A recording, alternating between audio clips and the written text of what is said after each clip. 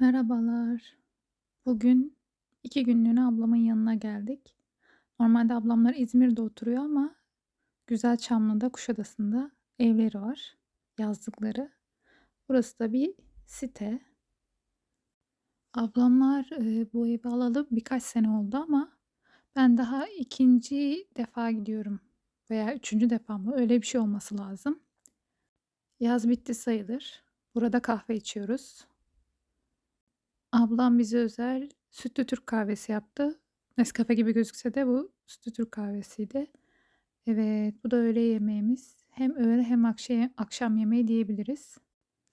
Gün batımında çok da romantik gözükmüyor mu? Ortam güzel, yemekler güzel. Ablama merkeze gidip gezmeyi teklif etmiştim. O da kabul etmişti. Böylece Kuşadası merkeze geldik.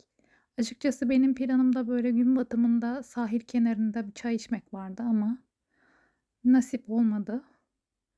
Normalde çok severim böyle deniz kenarında oturmayı, denize bakmayı. Ama biz biraz geç kaldık. Bu yüzden gün batımını kaçırdık sayılır. Annem Kuşadası merkezi görmediği için aslında Kuşadası merkeze gelmemizin bir sebebi de anneme burayı göstermekti. O hiç merkeze gelmemiş, gezmemiş. Bu yüzden böyle ara sokaklarda, ana sokaklarda falan hep yürüdük. Ablam bolca gezdirmeye ve göstermeye çalıştı. Neyse, yılın bu döneminde yerli ve yabancı turistler Kuşadası'na akın ediyor. Videoda göreceğiniz gibi Kuşadası kışın incin top atarken yazın böyle dolu dolu oluyor.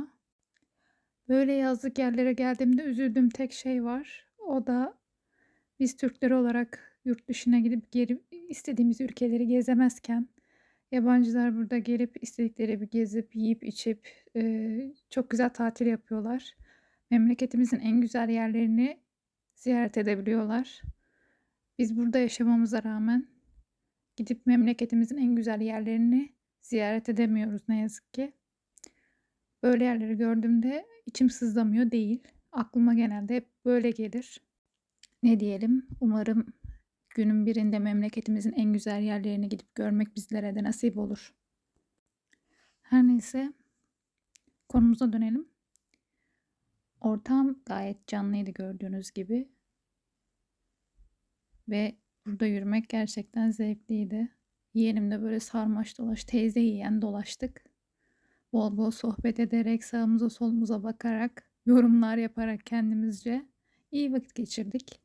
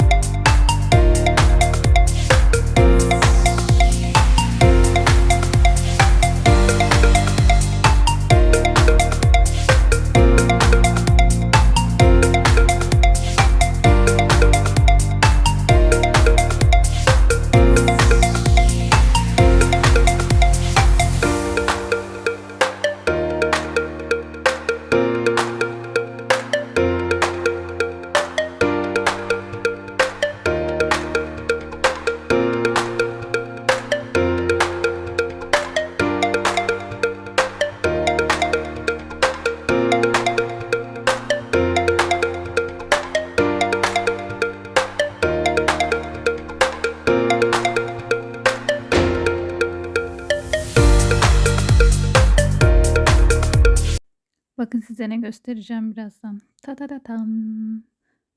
Cansız mankeni nasıl koymuşlar ama. Bence çok ilginç olmuş. Her neyse Burada da yürümeye devam ediyoruz. Burası da Kuşadası Kalesi. Daha önce içini gezmiştim diye hatırlıyorum. O yüzden içeri girmedik. Sadece şöyle bir kapıdan şöyle bir baktık. Burada da yabancı bir çifte dondurma satıyor bir abimiz. Aslında yaptığı hareketleri çekmek istedim ama yeğenim pek durmak istemedi. O yüzden çok az bir şey çekebildim. Böyle şeyler benim hoşuma gidiyor. Evet, şimdi böyle kalenin girişini göreceksiniz. Sol tarafta. İşte kalenin girişi. Ya çok fazla bir şey olmadığı için içeride hani bir Topkapı değil sonuçta. Sahil buradan biraz uzak. Ben bizimkilere sahil kenarına gideceğimizi düşünmüştüm ama planladığım gibi olmadı ne yazık ki. Bizimkiler yorulduklarını söyleyip bir çay bahçesine oturmak istediler. O zaman neymiş? Bazen bazı şeyleri akışına bırakmak gerekiyormuş diyerekten kaderimize razı oluyoruz. Büyükler ne istiyorsa onlara uyuyoruz.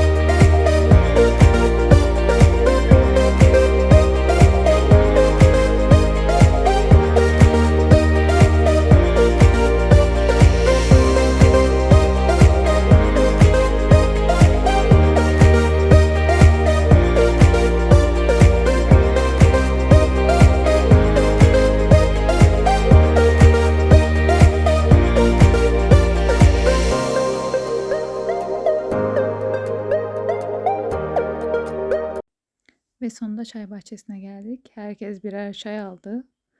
Türklerin gayet normal özelliğidir sıcak havada bir çay içmek.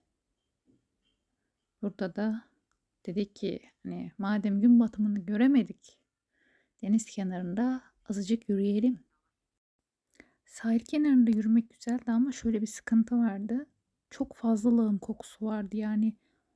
Nasıl denir? Bu son dönemlerde çıkmış galiba. Çünkü öncesinde Kuşadası'na geldiğinde bu kadar ağır yoğun kokular falan olmuyordu. Sanırım insan çok olunca, akın etmeye başlayınca insanlar eee, bu sorun olmaya başlamış. Umarım en yakın zamanda çözüme ulaştırırlar.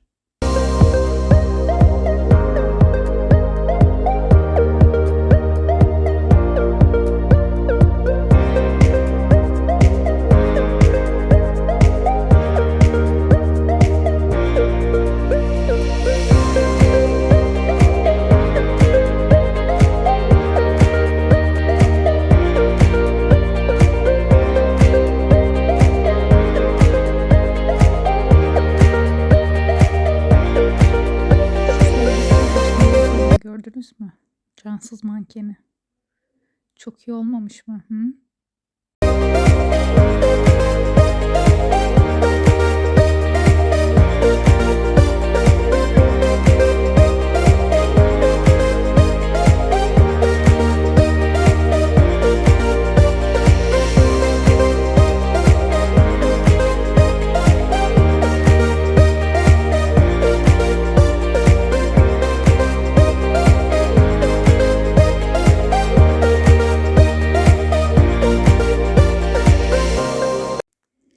Evet, bu kadar gezince bizimkiler dedi ki namaz vakti geldi. O zaman ne yapıyoruz? Bir cami buluyoruz. Orada da namaz kılacağız dediler. Merkezde ara sokaklarda bir cami bulduk. Bizimkiler namaz kılmaya gidiyorlar. İkisi de yeşilleri çekmiş. Biz de yeğenimle dışarıda bekledik namaz kılmalarını. Sonrasında ablam dedi ki biz daha önce geldiğimizde buraya donut yedik. Bir mekan var sizi oraya götürelim dediler. Buraya geldik. Ben de hiç donut yememiştim. Açık konuşmak gerekirse bana çok ağır geldi. Hani ben çayı bile şekersiz içiyorum. Neyse, akşam bu tatlı görüntülerle bitiriyoruz. Bir sonraki videoda görüşmek üzere. Kendinize iyi bakın.